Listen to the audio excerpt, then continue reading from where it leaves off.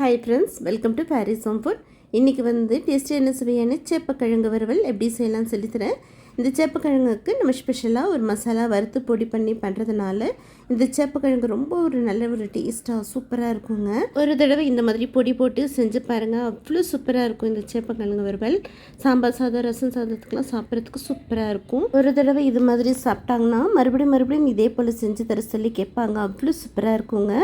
வாங்க இந்த டேஸ்டியான சேப்பக்கிழங்கு வறுவல் எப்படி செய்யலாம்னு சொல்லித்தரேன். வீடியோக்குள்ளே போய் பார்க்கலாம். வீடியோக்குள்ளே போய் பார்க்குறதுக்கு முன்னாடி நம்மளுடைய சேனல் பாரிஸ் ஹோம் ஃபுட் சேனலை சப்ஸ்கிரைப் பண்ணாதவங்க சப்ஸ்கிரைப் பண்ணிக்கோங்க. தேங்க்யூ. சேப்பக்கிழங்கு வறுவல் பண்ணுறதுக்கு 1/4 கிலோ சேப்பக்கிழங்கு 2-3 தடவை நல்லா வாஷ் பண்ணிவிட்டு தண்ணியில் போட்டு நல்லா வேக வச்சு எடுத்துக்கோங்க. இப்போ இந்த சேப்பக்கிழங்கு வறுவல் ஒரு பக்கம் வேகிறதுக்குள்ளே நம்ம இதுக்கு ஒரு மசாலா ரெடி பண்ணணும். பேன் வச்சுக்கோங்க. 1 டீஸ்பூன் அளவுக்கு முழு மல்லி போட்டுக்கலாம். 1/2 டீஸ்பூன் மிளகு, 1/2 டீஸ்பூன் ஜீரகம், 15 காஞ்ச மிளகாய் போட்டுக்கோங்க. போட்டுட்டு நல்லா வாசனை வர வரைக்கும் வறுத்துக்கோங்க. தீயை விடாமல் வறுத்துக்கோங்க.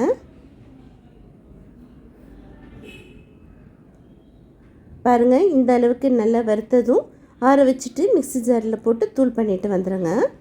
இப்போ பாருங்கள், சேப்பக்கிழங்கும் அதுக்குள்ளே வெந்துடுச்சு. இப்போ ஒரு கரண்டியில் எடுத்து பாருங்கள், சேப்பக்கிழங்கு நல்லா வெந்துடுச்சுன்னா ஸ்டவ் ஆஃப் பண்ணிவிட்டு சேப்பக்கிழங்குல இருக்கிற தோலை எடுத்து வச்சுக்கோங்க.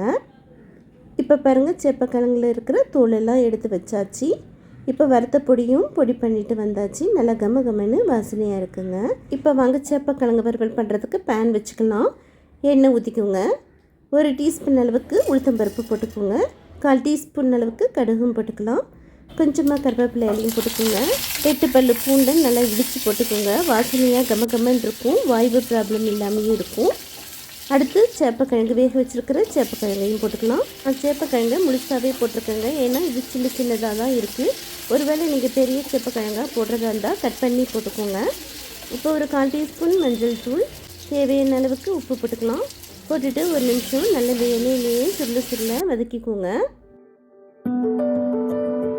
அவ்வளோதாங்க. இப்போ வறுத்த பொடியை போட்டுக்கலாம்.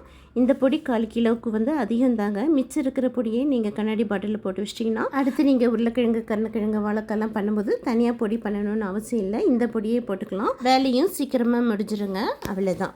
இப்போ நான் இந்த பொடியிலேருந்து 2 டீஸ்பூன் அளவுக்கு மட்டும் நான் 1/4 கிலோவுக்கு போட்டுக்கிறேன்.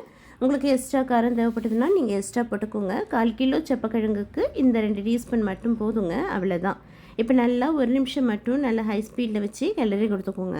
அவ்வளோதாங்க. கம்ப்ளீட்டாக அடுப்பு சிம்மில் வச்சுட்டு 3 நிமிஷம் மூடி போட்டு விட்டுடலாம். 3 நிமிஷம் கழித்து ஓப்பன் பண்ணி பார்க்கலாம். பாருங்கள், சூப்பராக நல்ல சேப்பக்கிழங்குல அந்த வறுத்த பொடியெல்லாம் உப்பு காரம்லாம் பிடிச்சி எவ்வளோ சூப்பராக கமன்னு வாசனையாக இருக்குங்க.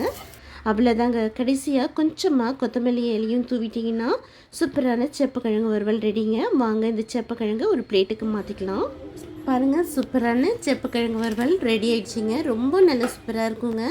மெயினாக தயிர் சாதத்துக்கு வச்சு சாப்பிட்டிங்கன்னா அவ்வளோ ஒரு டேஸ்ட்டாக இருக்குங்க. சாம்பார் சாதம், ரசம் சாதம், கீரை சாதத்துக்குலாம் வச்சு சாப்பிட்றதுக்கு டேஸ்ட்டு வேறு லெவலில் இருக்குங்க. எக்ஸ்ட்ரா கேட்டு வாங்கி சாப்பிடுவாங்க.